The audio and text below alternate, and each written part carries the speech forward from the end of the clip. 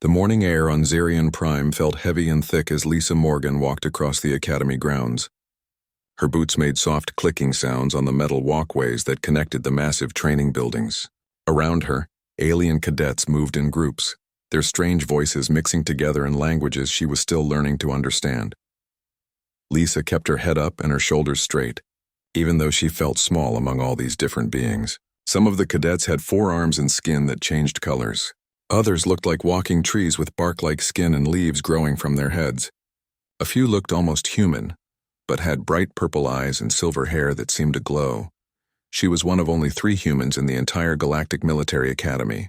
3 humans among 2,000 alien cadets. The weight of representing her whole species pressed down on her shoulders like a heavy backpack she could never take off. The academy buildings towered above them, made of some kind of white metal that caught the light from Xerion Prime's twin suns. Everything here was bigger than what humans were used to, built for species that were much larger than people from Earth. Lisa had to take 2 steps for every 1 step the other cadets took. As she entered the main training hall, the noise hit her like a wave. Hundreds of different voices speaking dozens of different languages created a sound like nothing she had ever heard on Earth. The hall itself was enormous, with a ceiling so high she could barely see it. Rows of seats curved around a central platform where the instructors would speak. Lisa found a seat near the back, trying to stay out of the way. She pulled out her data pad and looked at her notes from yesterday's classes. Everything here was so different from the military training she had read about on Earth. The alien cadets seemed to learn differently, think differently, even move differently than humans did. A sudden quiet fell over the hall. Lisa looked up to see a massive figure walking onto the central platform. This was Drill Sergeant Kravex, and just looking at him made Lisa's heart beat faster. Kravex stood nearly 3 meters tall, with green-brown skin covered in scales like a lizard. His arms were thick as tree trunks and his hands ended in claws that could probably tear through metal. But it was his eyes that made most cadets look away. They were bright yellow with thin black lines down the middle like a snake's eyes, and they seemed to see everything at once. "Attention," Kravex said, and his voice filled the entire hall without any need for speakers. Every cadet sat up straight immediately. Even the ones who had been whispering fell completely silent. "Today we discuss the advanced training simulations," Kravex continued, walking slowly around the platform. His claws clicked on the metal floor with each step. "You have all completed the basic combat scenarios. You have learned to work with different species, to understand different ways of thinking and fighting." He stopped walking and looked out at all the cadets. Lisa felt his yellow eyes pass over her for just a moment, and it was like being looked at by a wild animal. "But there is one simulation that stands apart from all others," Kravex said. "One test that has never been completed by any cadet in the 847-year history of this academy." The hall became even quieter. Lisa could hear her own breathing and the quiet hum of the air systems. Around her, the other cadets leaned forward in their seats. "The Earth simulation," Kravex announced. A few cadets made small sounds of surprise or fear. Lisa had heard whispers about this simulation in the halls, but no one ever talked about it openly. The other human cadets, Jake Sullivan and Amy Carter, had mentioned it once but quickly changed the subject when she asked questions. "The Earth simulation recreates the military history of the human species," Kravex explained. "It takes a cadet through thousands of years of human warfare, from ancient battles fought with swords and spears to modern conflicts with weapons that could destroy entire cities." Lisa felt her hands getting sweaty. She wiped them on her uniform pants and tried to keep listening. "The simulation includes natural disasters, plagues, famines, and every type of suffering that humans have ever experienced," Kravex continued. "It is designed to test not just military skill, but psychological strength, moral courage, and the ability to make impossible decisions under extreme pressure." Around the hall, cadets were shifting uncomfortably in their seats. A group of Thrakari warriors who were known for being fierce fighters looked worried. Even the Cerebrites, who were supposed to be the smartest species in the galaxy, seemed nervous. "In 847 years, Kravex said, his voice getting louder, "no cadet has ever completed this simulation. Most quit the academy entirely after attempting it. 17 cadets have required psychological treatment. 4 needed complete memory reconstruction." Lisa felt a chill run down her spine. Memory reconstruction was something they did when a person's mind was so badly damaged The doctors had to rebuild it piece by piece. The human mind, Kravex continued, created these scenarios. Human history is filled with a level of violence, chaos, and moral complexity that other species cannot comprehend. What humans consider normal battlefield conditions would drive most aliens insane. He looked around the hall again, his yellow eyes moving from cadet to cadet. The Earth simulation remains here not as a test to be passed, but as a reminder of why humans are considered one of the most dangerous species in known space, despite being one of the physically weakest. Lisa thought about her family back on Earth. Her great-grandfather had fought in World War II, defending cities while bombs fell from the sky. Her grandfather had survived the jungles of Vietnam, where enemies could be hiding behind any tree. Her father had served in the Middle East, dealing with situations where there were no clear enemies and no clear answers. They had all come home changed by their experiences, but they had come home. They had survived and built families and lived full lives. If they could do that, maybe the simulation was not impossible. Maybe it was just something that required a different way of thinking. Kravex was still talking. The simulation is available to any cadet who wishes to volunteer, but I strongly advise against attempting it. The psychological damage can be permanent. The hall was completely silent now. Lisa looked around and saw that every other cadet was staring at their hands or at the floor. No one wanted to make eye contact with Kravex. No one wanted to risk being chosen for something so dangerous. Lisa thought about why she had come to the academy. She thought about all the times people had told her that humans were too weak, too emotional, too chaotic to be good soldiers. She thought about her family's stories and their strength. Slowly, she raised her hand. The effect was immediate. Every head in the hall turned to look at her. The silence became so complete that Lisa could hear her own heartbeat in her ears. Kravex's yellow eyes locked onto her like a targeting system. "You wish to volunteer, human?" Kravex asked. His voice was quiet now, but somehow that made it more frightening. Lisa stood up, her legs feeling shaky but her voice steady. "Yes, sir. When do I start?" The whispers started immediately. Cadets all around her began talking to each other in excited, worried voices. Some were laughing as if she had just told a funny joke. Others looked at her with something that might have been pity. But Lisa kept her eyes on Kravex. The huge reptilian instructor studied her for a long moment. His head tilted slightly to one side like he was trying to figure out a puzzle. "Very well, Cadet Morgan," he said finally. "Report to Simulation Bay 7 tomorrow at 0600 hours. Dismissed." As the other cadets filed out of the hall, many of them gave Lisa strange looks. Some shook their heads sadly. A few patted her shoulder as they passed, like they were saying goodbye to someone who was about to die. Lisa gathered her things and walked toward the exit.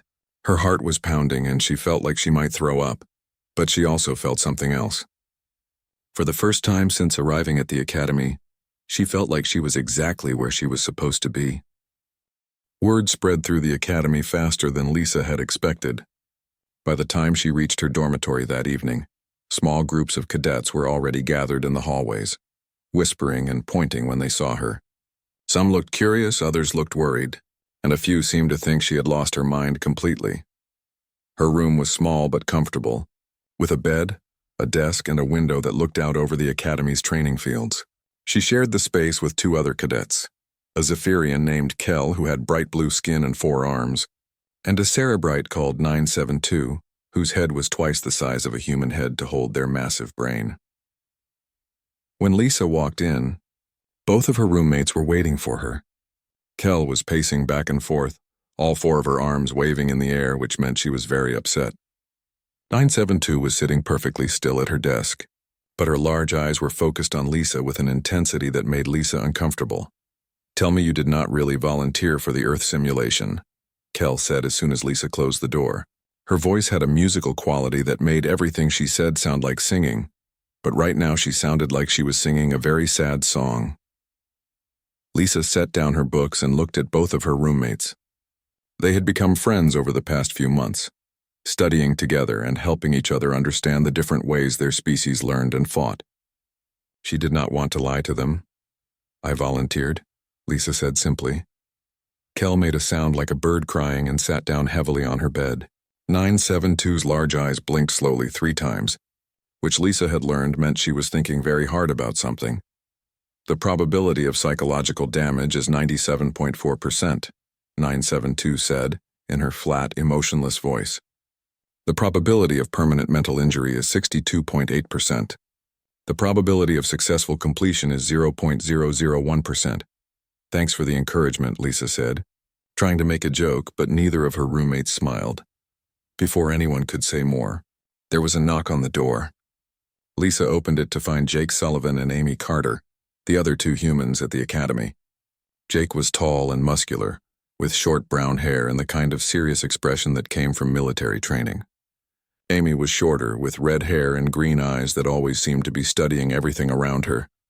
"We need to talk," Jake said, pushing past Lisa into the room. Amy followed, closing the door behind her.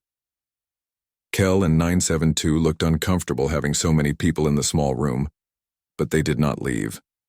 Lisa realized that her alien roommates were worried about her too. "What were you thinking?" Jake demanded. "Do you have any idea what you just volunteered for?" Lisa sat down on her bed and looked at both of the other humans. "I know it's dangerous. I know no one has ever completed it. But someone has to try." "No," Amy said, shaking her head. "No one has to try. That's the whole point. The simulation exists as a warning, not as a challenge." Jake started pacing just like Kel had been doing. "Lisa, I served in the Marines before I came here. I've seen combat. I've been in situations where people died, where I had to make life and death decisions. And even I wouldn't attempt that simulation." Amy sat down next to Lisa on the bed. "I've been studying xenopsychology, how different species think and process information. The alien instructors have documented every attempt at the Earth simulation. The reports are terrifying." She pulled out her datapad and started reading. "A Thrakari warrior, you know how tough they are, lasted 43 minutes before he started screaming and couldn't stop. They had to put him in medical sleep for 3 days. A cerebrite genius tried to approach it like a logic puzzle and had what they called a complete cognitive breakdown. She forgot how to speak for 2 weeks. 972 nodded. "The data supports these claims. Human warfare patterns show levels of chaos, moral complexity, and psychological pressure that exceed the processing capabilities of most known species. Including us," Jake added. "Just because we're human doesn't mean we can handle what our own species has done throughout history." Lisa stood up and walked to the window. Outside, she could see other cadets doing evening training exercises on the fields. They moved in organized groups, following patterns that made sense, working together toward clear goals. It all looked so orderly and peaceful. "My great-grandfather fought at Normandy," Lisa said quietly. "My grandfather survived Vietnam. My father served 3 tours in Afghanistan. They all came home. They all had families. They all lived good lives after seeing the worst things humans can do to each other." She turned back to face the others. "Maybe the problem isn't that the simulation is impossible. Maybe the problem is that other species are trying to survive it instead of learning from it." Amy frowned. "What do you mean?" Lisa thought for a moment, trying to find the right words. "When you study our history, what do you see? Just a bunch of terrible things that happened?" "Mostly, yes," Amy said. "War, disease, natural disasters, genocide, slavery. Human history is basically a catalog of suffering." "But we survived all of it," Lisa said. "And not just survived, and we learned from it. We got better. We built better societies, better technology, better ways of helping each other." Jake shook his head. "That doesn't mean you can handle experiencing it all firsthand, even in a simulation." Before Lisa could respond, there was another knock on the door. This time it was Commander Alex Bishop, the Academy's human tactical instructor. He was older than the cadets, maybe in his 50s, with gray hair and the kind of scars that came from real battles. "May I come in?" he asked. Everyone in the room snapped to attention. Commander Bishop was not just their instructor. He was the highest-ranking human in the Academy, and one of the few humans who had earned real respect from the alien faculty. "At ease," he said, stepping into the crowded room. "I assume you're all here to talk Cadet Morgan out of her decision?" "Yes, sir," Jake said. "We're trying to make her understand how dangerous this is." Commander Bishop nodded. "It is dangerous. I've read every report on every attempt at the Earth simulation. I've studied the psychological profiles of the cadets who tried and failed. I know exactly what Lisa is volunteering for." He looked directly at Lisa. "I also know why you're doing this. You want to prove that humans belong here. That we're not just another weak species that got lucky enough to stumble into space travel. Lisa felt her face get warm. Is it that obvious? To me, yes. I had the same thoughts when I first arrived here 20 years ago. Commander Bishop sat down in the room's only chair, but knowing why you want to do this and being able to actually do it are very different things. He paused, looking at each of the humans in turn. The Earth simulation doesn't just show you historical events. It makes you live them. You feel everything the participants felt. The fear, the pain, the desperation, the impossible moral choices. You make decisions that real soldiers carried with them for the rest of their lives. Then you think I should quit? Lisa asked. Commander Bishop was quiet for a long moment. I think you should understand what you're getting into. If you're determined to go through with this, then you need to prepare properly. Amy looked surprised. You're going to help her? I'm going to make sure she has the best chance possible, Commander Bishop said. If she fails, at least she'll fail having tried everything. He stood up. Lisa, meet me in my office tomorrow at 0500 hours. We have a lot of work to do and not much time to do it. After Commander Bishop left, the room fell quiet. Lisa's roommates and fellow humans all looked at her with expressions she could not quite read. You're really going to do this, Jake said. It was not a question. Yes, Lisa said. I am. 972 blinked her large eyes 3 times again. Then we will help you prepare as well. The probability of success may be very low, but it is not 0. Kel nodded, all 4 of her arms moving in agreement. We will study with you. We will help you understand what you might face. Amy sighed. I still think this is crazy. But if you're determined to go through with it, we'll do everything we can to help you survive it. Jake was the last to agree. Fine. But promise me something. If it gets too bad, if you feel like you're losing yourself in there, you'll hit the emergency stop. No simulation is worth losing your mind over. Lisa nodded. I promise. But even as she said it, she wondered if she would be able to keep that promise when the time came. Tomorrow, her real preparation would begin. Tomorrow, she would start learning what it really meant to be human in a universe that had never seen anything like humanity before. Lisa stood outside Simulation Bay 7 at exactly 6 in the morning. Her hands were sweating and her heart was beating fast, but she kept her breathing steady like Commander Bishop had taught her. The hallway was empty except for her. Most cadets were still sleeping, and the few who were awake were doing morning exercises in other parts of the academy. The door to the simulation bay was made of thick metal with warning signs in dozens of different languages. Lisa could read the human English warning. Extreme psychological content. Medical staff on standby. Emergency protocols active. She tried not to think about why they needed emergency protocols. Commander Bishop arrived a few minutes later, carrying a cup of coffee and looking like he had not slept much. Behind him came Dr. Helen Martinez, the Academy's human medical officer, and Professor Voss, an ethereal instructor who specialized in mental health. Ready? Commander Bishop asked. Lisa nodded, not trusting her voice to stay steady. They walked into the simulation bay together. The room was larger than Lisa had expected, with a raised platform in the center where the simulation pod sat. The pod looked like a medical bed surrounded by machinery that hummed quietly. Screens and monitors covered the walls, and Lisa could see observation windows where people could watch from outside. Dr. Martinez began attaching sensors to Lisa's arms and forehead. These will monitor your vital signs and brain activity, she explained. If anything goes wrong, we can pull you out immediately. Professor Voss floated nearby, their translucent blue form shimmering in the light. We will be watching for signs of psychological distress, they said in their whispery voice. You must remember that everything you experience will feel completely real, but it is only a simulation. Lisa climbed into the pod and lay down on the soft surface. The machine began to hum louder, and she felt a strange tingling sensation as the neural interfaces connected with her brain. The simulation will begin with ancient history and move forward through time, Commander Bishop said. Remember what we practiced.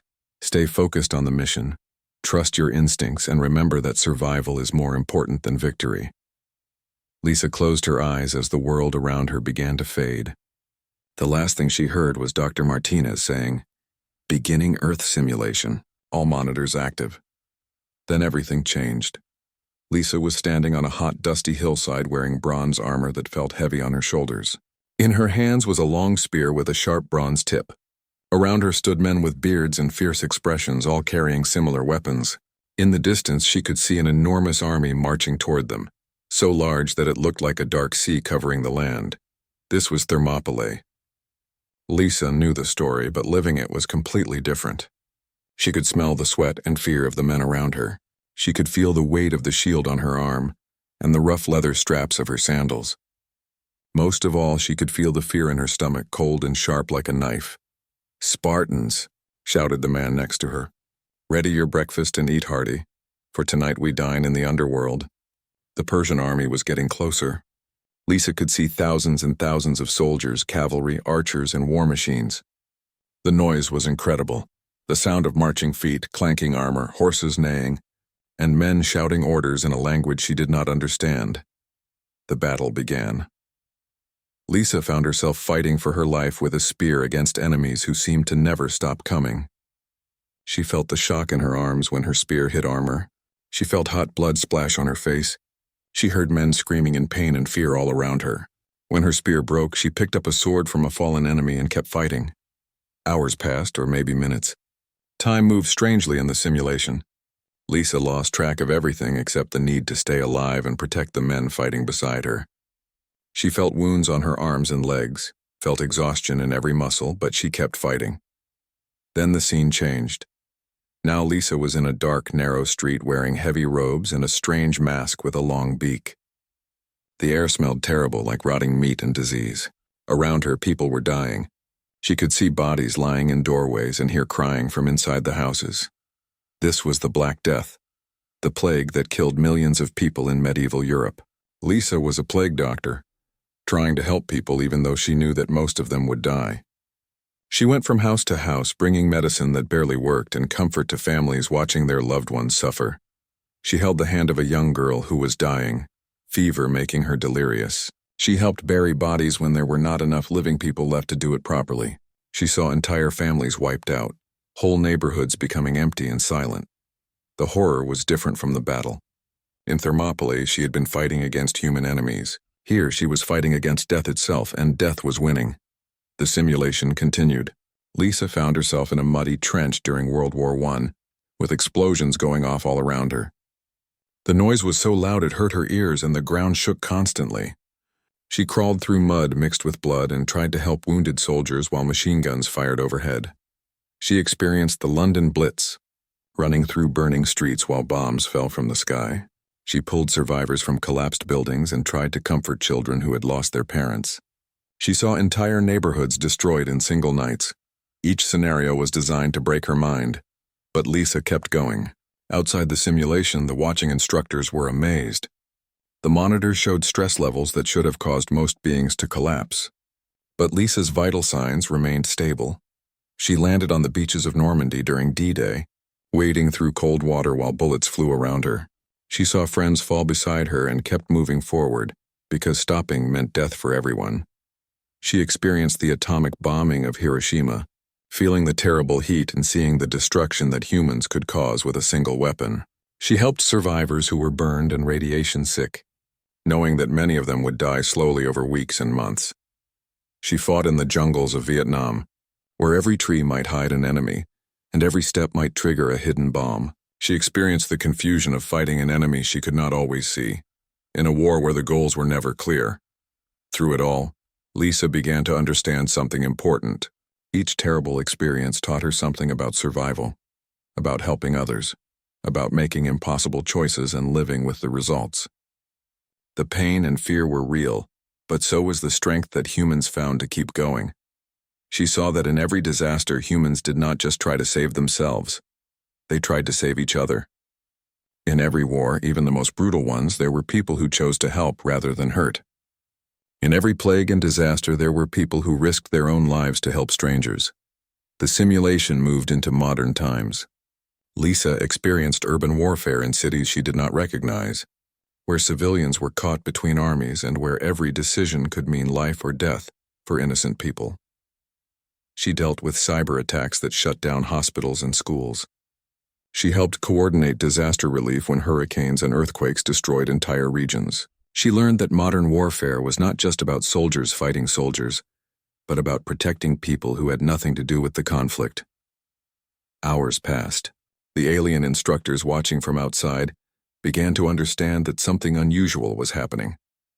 Where other species saw only chaos and horror, Lisa was finding patterns and purposes. She was not just surviving the experiences, she was learning from them. Professor Voss turned to Commander Bishop. Her psychological patterns are unlike anything we have observed in previous attempts. She is processing the trauma as educational rather than destructive. Commander Bishop smiled grimly. That's what makes us human. We do not just survive our history, we learn from it. Dr. Martinez checked her monitors. Vital signs are elevated but stable. She's been in there for 18 hours, longer than any previous attempt. Inside the simulation, Lisa was beginning to understand why no other species had been able to complete it. They were approaching it as a test of endurance, trying to survive until it was over. But humans did not just endure their history. They grew from it, learned from it, and used it to become stronger. The simulation was not about surviving human history. It was about understanding what made humans human in the first place. 22 hours had passed since Lisa entered the simulation. Outside the pod, the observation room was now crowded with instructors from every department of the academy. Word had spread that something impossible was happening. A cadet was actually surviving the Earth simulation. Dr. Martinez looked worried as she studied the monitors. Her stress hormones are at dangerous levels, but her brain patterns show she's still processing information normally. I've never seen anything like it. Commander Bishop stood near the pod, his arms crossed and his face tense. He had seen soldiers break under much less pressure than what Lisa was experiencing. The fact that she was still functioning after more than 20 hours was beyond anything he had thought possible. Drill Sergeant Kravex had arrived an hour earlier, and now stood silently watching the monitors. His yellow reptilian eyes showed an expression that might have been respect, or maybe just amazement that any being could endure what Lisa was going through. Inside the simulation, Lisa was experiencing the final and most difficult phase. The scenarios were no longer historical events from the distant past. Now she was living through recent conflicts, the kind her own father might have experienced, the kind that were still happening on worlds across the galaxy. She found herself in a city that looked like it could be on Earth, but the writing on the signs was in a language she did not recognize. Buildings were damaged from fighting and smoke rose from several areas. She was wearing modern combat gear and carrying weapons that felt familiar in her hands. Her mission was simple in words, but terrible in reality: evacuate civilians from a war zone, while enemy forces tried to stop her. But this scenario had a twist that made it much worse than anything she had experienced before. Lisa stood at a crossroads in the city. Down one street was a school where 300 children were trapped by rubble from a bombing. Down the other street was a hospital where 200 wounded civilians, including many elderly people and pregnant women, were trapped by enemy soldiers. She had enough people and equipment to save one group, but not both. Whatever choice she made, hundreds of innocent people would die because she could not save them. This was the breaking point that had destroyed every previous attempt at the simulation. It was not just about surviving danger or fighting enemies. It was about making a choice that would haunt any normal person for the rest of their life. Outside the simulation, the watching instructors held their breath. Professor Voss floated closer to the monitors, their translucent forms shimmering with worry. "This is where every previous attempt has failed," they whispered. "The moral weight becomes too much to bear." Dr. Martinez's hand moved toward the emergency shutdown control. Her stress levels are spiking beyond safe limits. Commander Bishop held up his hand. "Wait, let's see what she does." Inside the simulation, Lisa felt like her chest was being crushed. She could hear the children crying from the school and the wounded people calling for help from the hospital. Time was running out, and every second she waited meant more people would die. She closed her eyes and tried to remember what Commander Bishop had taught her about impossible decisions. "Sometimes there are no good choices," he had said. "Sometimes you can only choose which terrible thing you can live with." Lisa opened her eyes and made her choice. She ordered her team toward the school. 300 children needed to be saved, and maybe some of them would grow up to help save others. It was not a perfect choice, and it was not a choice without pain, but it was a choice she could live with. As her team worked to rescue the children, Lisa felt something break inside her chest. She started crying, but she did not stop working. She pulled children from the rubble and carried them to safety, tears streaming down her face as she thought about all the people she could not save. This was the moment the alien instructors realized they had been wrong about the simulation. They had thought it was designed to test whether someone could survive human history without breaking. But Lisa was breaking. She was crying. She was in emotional pain. She was suffering just like every other cadet who had attempted the simulation. The difference was that she did not stop. She broke, but she kept going. Commander Bishop understood what was happening. "She's not trying to avoid the pain," he said quietly. "She's accepting it and moving forward anyway." The simulation continued.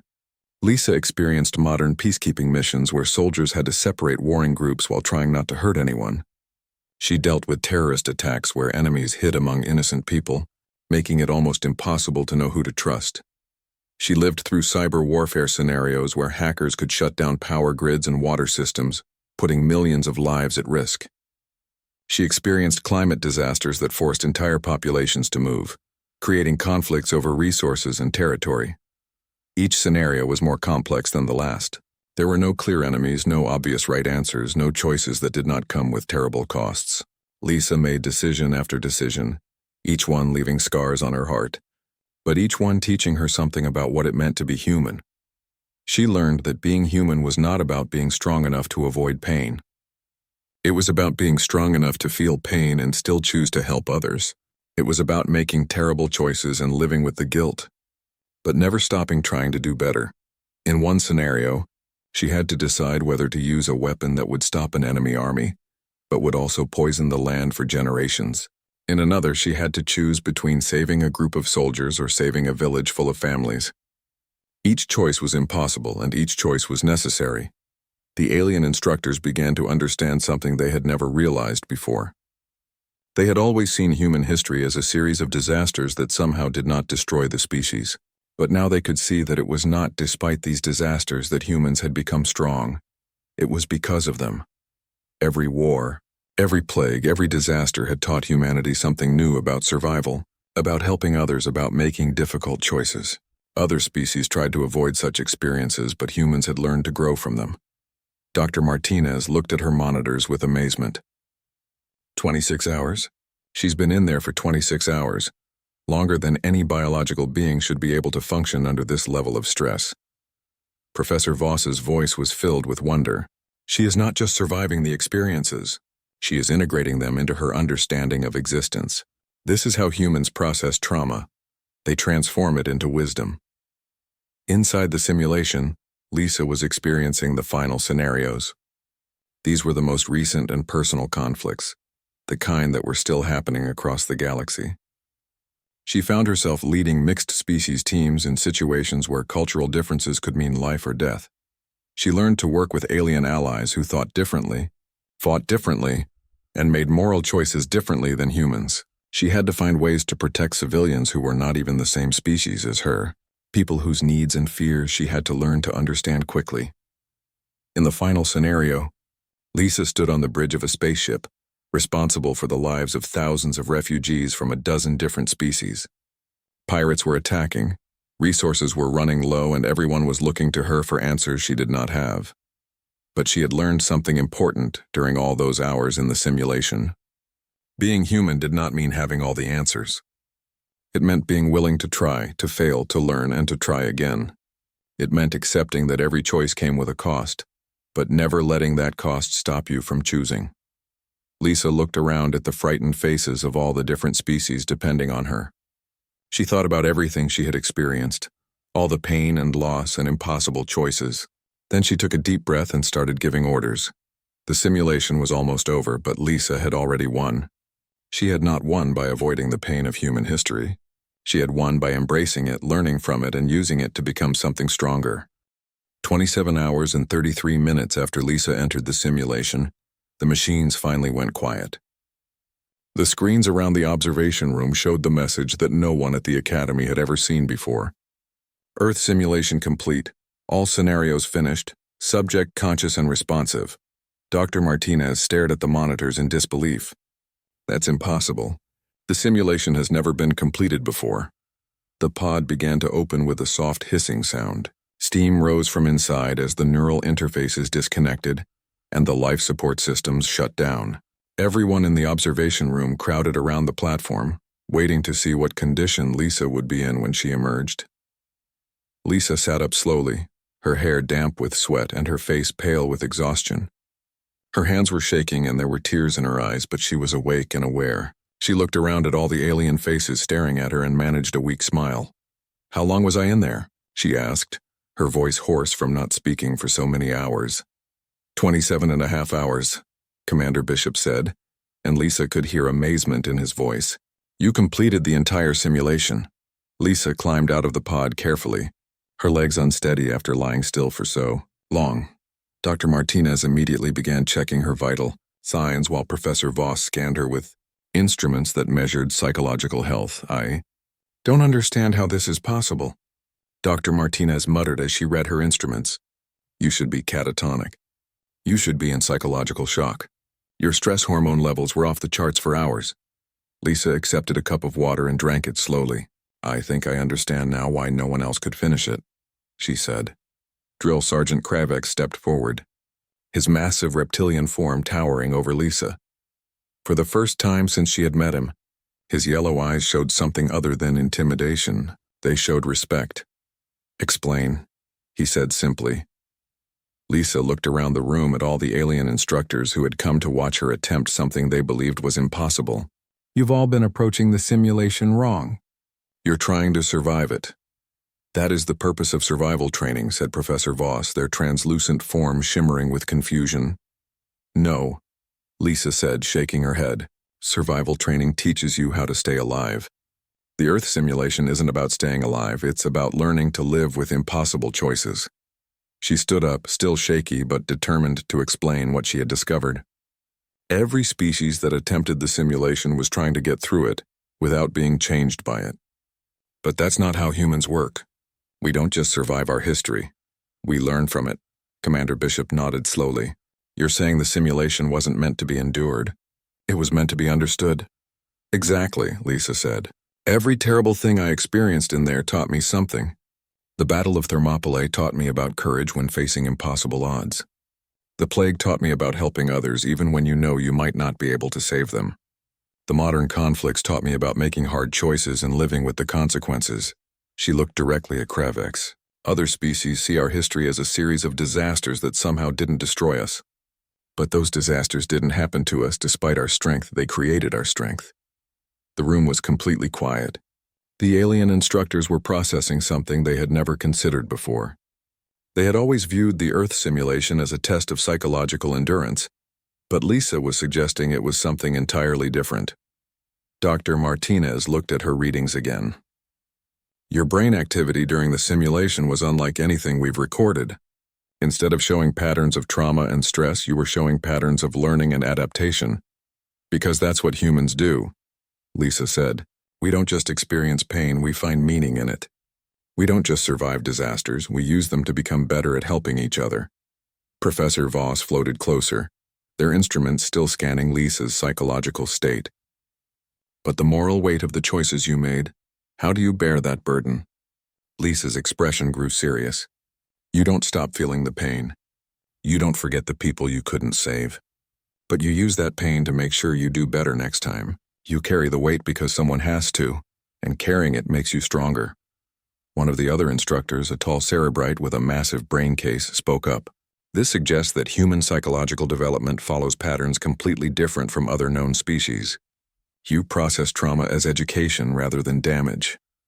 "Not just trauma," Commander Bishop said, understanding beginning to show on his face. "All of human experience. We don't just adapt to our environment. We adapt our environment and ourselves through learning from every experience. Good and bad."